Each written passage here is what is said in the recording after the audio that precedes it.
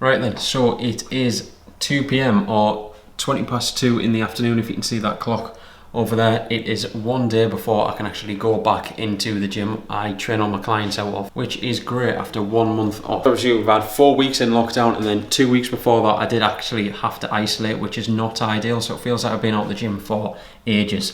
Did a cycle this morning and I'm now going to go out for by the looks of it, a very cold run. So I'm planning on keeping a nice, easy, steady pace. I'm going to shoot for around 5 miles a day, probably at around an 8:40, somewhere between 8:30 to 9 minute per mile pace, which is my easy zone 2, you know, nothing crazy. So I've had a coffee a few hours ago, had some fish fingers for lunch, because let's be honest, fish finger sandwiches are probably one of the best nutritious foods for going out for running or cycling, as we all know. So 5 mile run coming up, gonna enjoy it and gonna have a good feed up later on.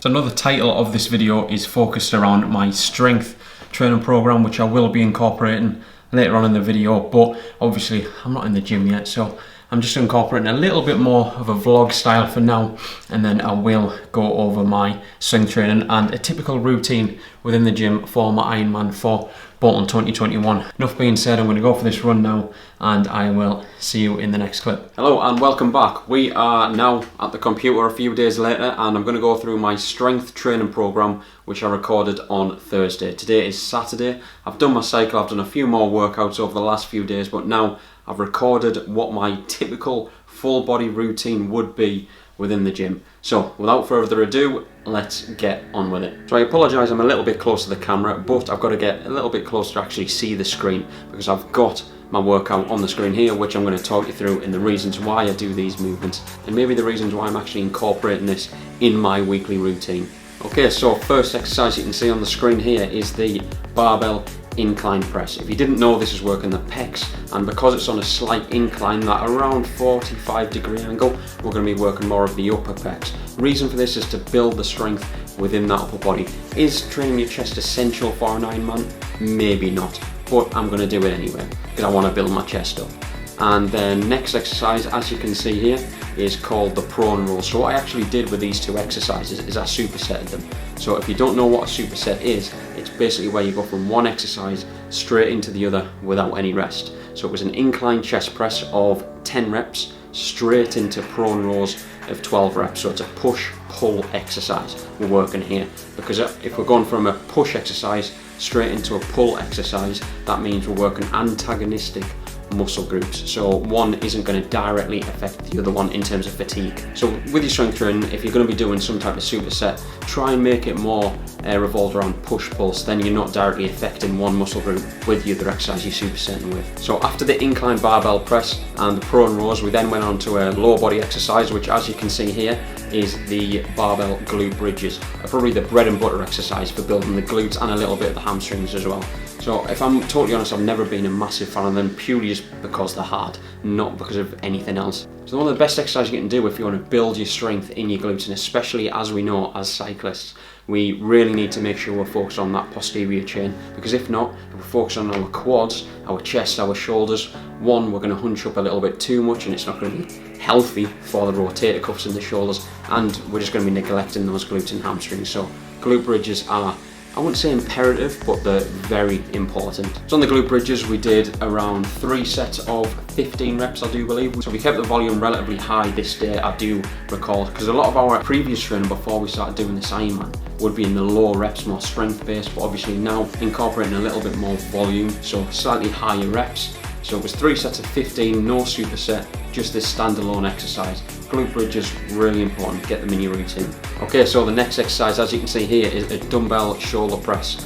Obviously it's within the shoulders, our deltoids, obviously with an overhead press movement, and they're probably one of the more difficult ones compared to a chest exercise. Again, because of our swimming, we need to build that strength within our upper body to make sure we can go for the 2.3 mile. If obviously you're doing a full Ironman or any type of triathlon, you're going to be doing swimming, so you need to make sure you've got enough strength and muscle in your upper body to be able to complete the distance we're trying to cover. So we supersetted these dumbbell shoulder presses with bodyweight pull-ups. I do believe these bodyweight pull-ups were around 12 to 15 reps. I think this, as a little excuse, this was my last set, so I was struggling a little bit more. I weigh around 73 kilo, and with any bodyweight exercise, the lighter you are, the easier it's going to be. So that was the push-pull superset, the dumbbell shoulder press push, and the pull-ups, the pull exercise. Okay, next exercise we did standalone. It was for the hamstrings. So similar to the glute bridges, we're working that posterior chain, really making sure that we're strengthening those hamstrings and the glutes with some of our exercises within the week, not just solely focusing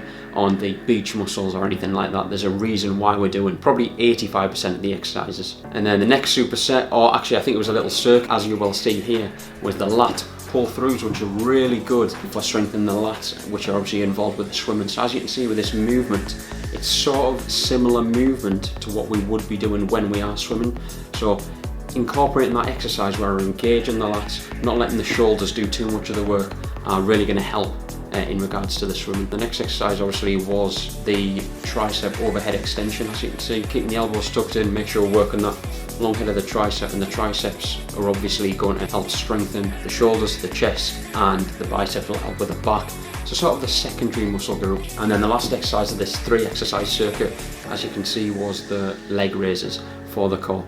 These are really difficult, but obviously what I find one of the best exercises for actually feeling the core working. So go onto a decline bench within the gym, grab hold of something with your hands, and then you're going to control the legs on the way down. But as you can see here, I was pushing my lower back up off the floor as I was doing it. The reason for that is to make sure the core is actually doing the work. Because if I'd kept my lower back on the bench and just did this with my legs, but my back wasn't moving, my hip flexors are going to be doing a lot of the work, and the core isn't really getting that much activation.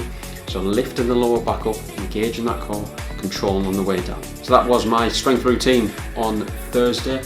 Like I said, a lot of these exercises are done with a direct effect and trying to help us with our training within the Ironman, the swimming, the biking and the run. But sometimes we do throw some exercises in there purely just for vanity reasons and just because we want to hold the muscle we've built over the last few years. So currently I'm doing 3 strength training workouts within the week, but I fully understand probably from January, February when we start the proper programming, it will drop down to 2. So I'm always going to try and keep at least 2 of these type of workouts within my week, so I don't obviously totally lose all my strength, and so it can actually help with the disciplines we're going to be performing. So with strength training being my background on weight training, obviously I do have a little bit more knowledge than a lot of people on this. I think the benefits of it are really going to help me within the Ironman in 2021 from all the strength and muscle I've built over the last few years. Again, I'm not the biggest of people, but for my frame, you know, I'm naturally not a big guy. Like I said, the strength and muscle I've built, I know for a fact will help me within the Ironman next summer. So I hope you enjoyed this video, me going over my strength training routine. I want to know in the comments below, what type of strength training do you currently do? If you obviously perform triathlons and you've done Ironmans in the past, how many times a week have you actually strength trained, and do you feel like it's benefited you that much? Thank you for watching the video, and if you want to join the journey onto Ironman 2021, make sure you hit subscribe, and any comments or any questions you've got, put in the comments below. Thank you.